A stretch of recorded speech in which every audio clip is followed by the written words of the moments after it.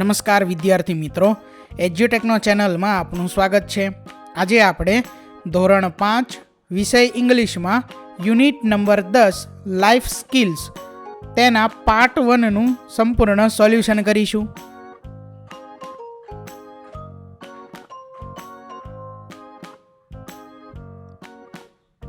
તો unit 10 life skills તેમાં લિસનિંગની અંદર સૌથી પહેલા સૂચના છે રિસાઇટ એન્ડ એન્જોય, એટલે કે ગાઓ અને એનો આનંદ માણો. વાય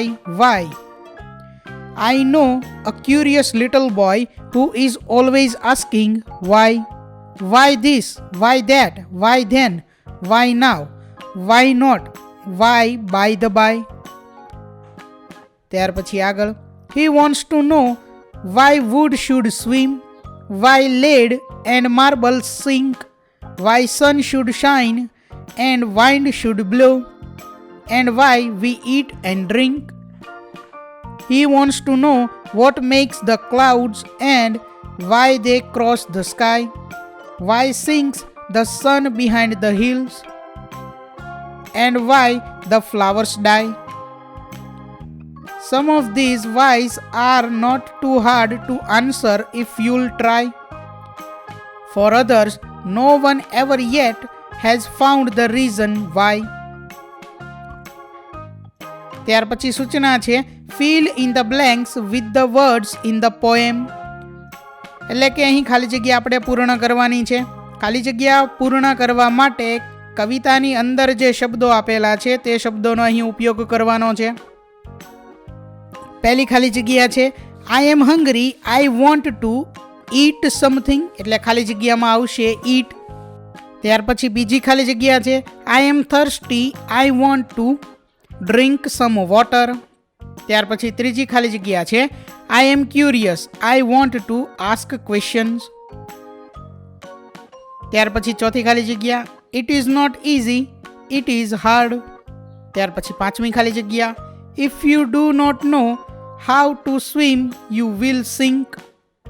ત્યાર પછી આગળ છે Ask questions with why, એટલે કે અહીં પ્રશ્નો પૂછવાના છે why નો ઉપયોગ કરીને. એક્ઝામ્પલ અહીં આપેલું છે લીફ ગ્રીન, તો અહીં ક્વેશ્ચન કરેલો છે why is the leaf green. તો આ રીતે આપણે વાયનો ઉપયોગ કરી અને પ્રશ્નો પૂછવાના છે. પહેલું છે બ્લડ રેડ, તો ક્વેશ્ચન કંઈક આ મુજબ થશે why is the blood red. ત્યાર પછી બીજું છે સન હોટ, તો why is the sun hot. ત્યાર પછી ત્રીજું છે sky blue, why is the sky blue. ચોથું છે લેમન સોર, why is a lemon sour. ત્યાર પછી પાંચમું છે આઈસ કોલ્ડ, તો ક્વેશ્ચન કંઈક આ રીતે આપણે લખી શકીએ વાય ઉપરથી why is ice cold. ત્યાર પછી આગળ સૂચના છે લિસન ટુ ધ સ્ટોરી, એટલે કે અહીં આપણને જે સ્ટોરી વાર્તા આપેલી છે સેલ્ફ અસેસમેન્ટ, તે સ્ટોરી આપણે સાંભળવાની છે. સ્ટોરી જોઈએ. A boy went to a grocery store. There was a public booth. He started dialing the phone number.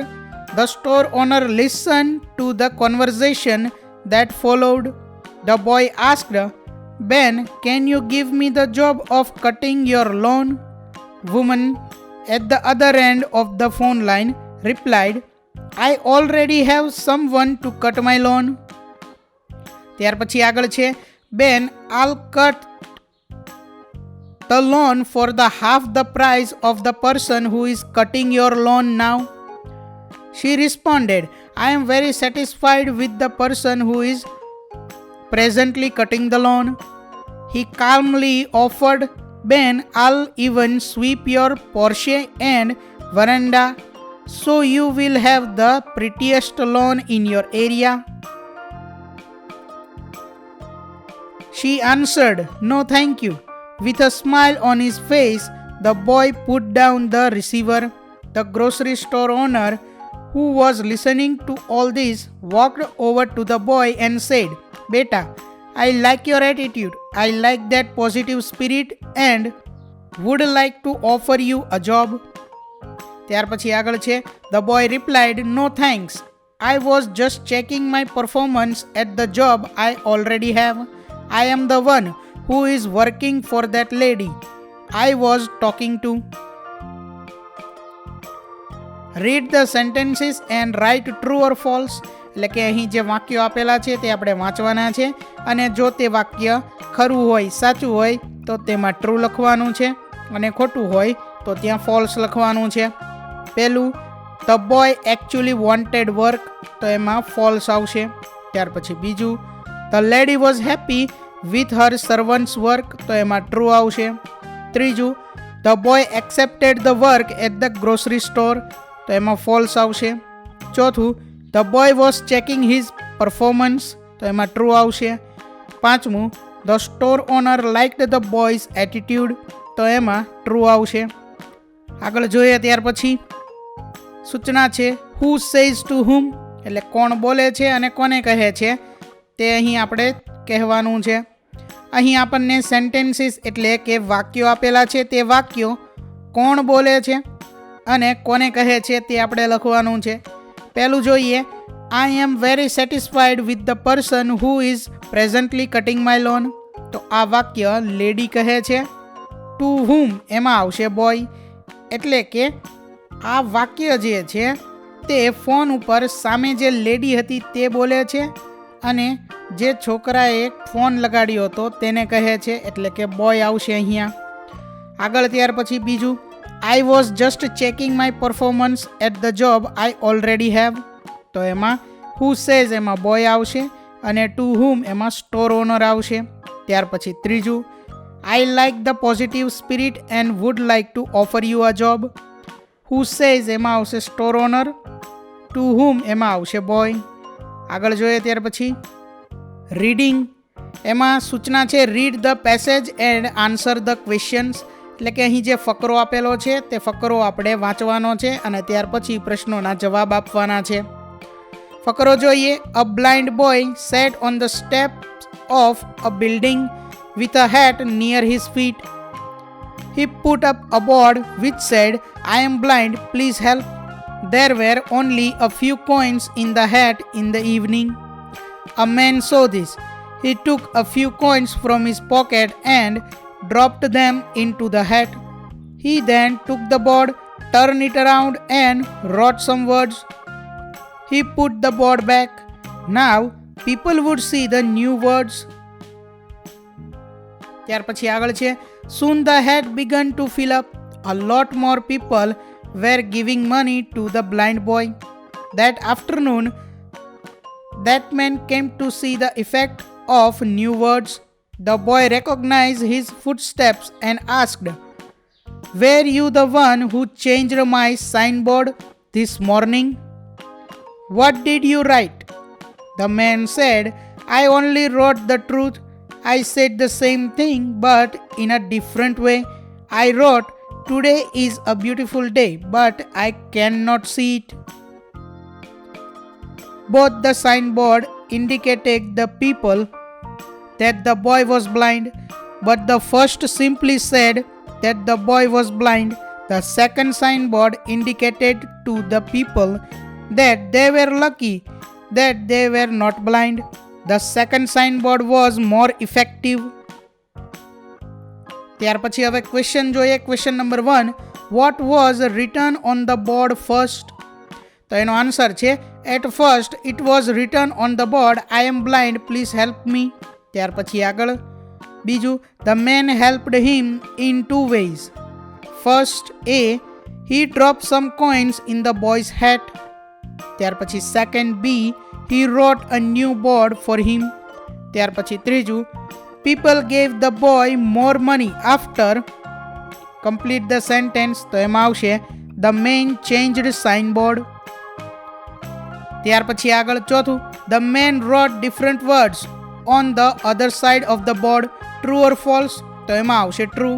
ત્યાર પછી પાંચમું, the second signboard said that the people can see. Complete the sentence, તો એમાં આવશે that it is a beautiful day but the boy cannot see it. ત્યાર પછી આગળ સૂચના છે find the sentences from the passage that has the same meaning and underline them. એટલે કે અહીં જે વાક્ય આપેલા છે તે વાક્યોના જે અર્થ થાય છે તેવો જ સમાન અર્થ ધરાવતું વાક્ય આપણે ફકરામાંથી શોધીને લખવાનું છે. પહેલું હી ગોટ લેસ મની, તો આવો જ અર્થ ધરાવતું વાક્ય આપણે ફકરામાંથી આ મુજબ લખી શકીએ there were only a few coins in that evening. ત્યાર પછી બીજું people could see the new writing, તો આ મુજબનું વાક્ય ફકરામાંથી આવશે now people would see the new words.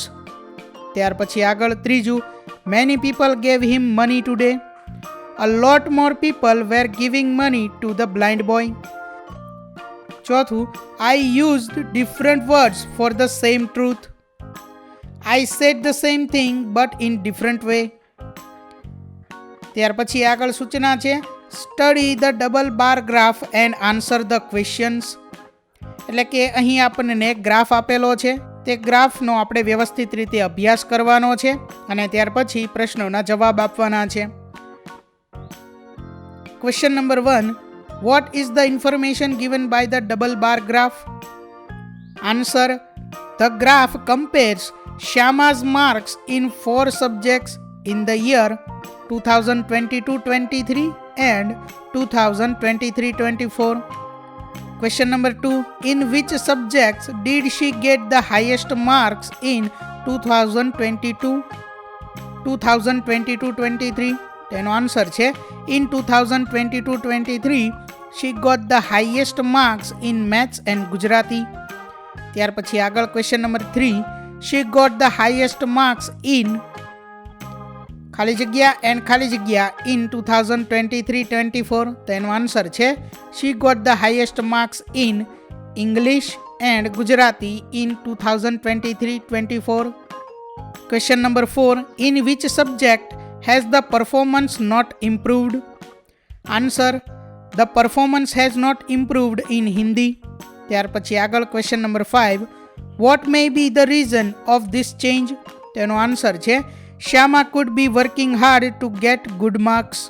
તો વિદ્યાર્થી મિત્રો, અહીં ધોરણ 5 વિષય ઇંગ્લિશમાં યુનિટ નંબર 10 લાઈફ સ્કિલ્સ તેના ભાગ 1નું સોલ્યુશન પૂર્ણ થાય છે. વિદ્યાર્થી મિત્રો, આપેલા વિડીયોની જો તમારે પીડીએફની જરૂર હોય તો તમે આપણી એપ્લિકેશન સ્માર્ટ સાથી પરથી મેળવી શકશો. વિદ્યાર્થી મિત્રો, આપણી એપ્લિકેશન સ્માર્ટ સાથી પ્લે સ્ટોરમાં આવી ગઈ છે, જેની અંદર તમે બધા વિભાગ જોઈ શકો છો. તેની અંદર વિવિધ ધોરણ છે. ધોરણ ઉપર ક્લિક કરતાં વિવિધ વિષય ખુલશે. વિષય ઉપર ક્લિક કરતાં તેની અંદર આવતા પાઠ ખુલશે. તેની અંદરથી તમે પાઠ્યપુસ્તક પણ ડાઉનલોડ કરી શકો છો. તેની અંદર આપેલા પાઠમાં ક્લિક કરતાં તમે પાઠની પીડીએફ, સ્વાધ્યાયની પીડીએફ, સ્વાધ્યાયન પોથીની પીડીએફ, પાઠના વિવિધ વિડીયોઝ, સ્વાધ્યાયના વિડીયોઝ, સ્વાધ્યાયન પોથીના વિડીયોઝ બધું જોઈ શકો છો અને ડાઉનલોડ પણ માત્ર એક ક્લિકમાં કરી શકો છો. વિદ્યાર્થી મિત્રો, આપણી એપને સપોર્ટ કરજો, ડાઉનલોડ કરજો. થેન્ક યુ દોસ્તો. એજ્યુકટેકનો ચેનલ તરફથી વિડીયો નિહાળવા બદલ આપનો આભાર. આવા બીજા વિડીયોઝ નિહાળવા માટે અમારી યુટ્યુબ ચેનલ એજ્યુકટેકનો અત્યારે જ સબસ્ક્રાઇબ કરો. આભાર દોસ્તો.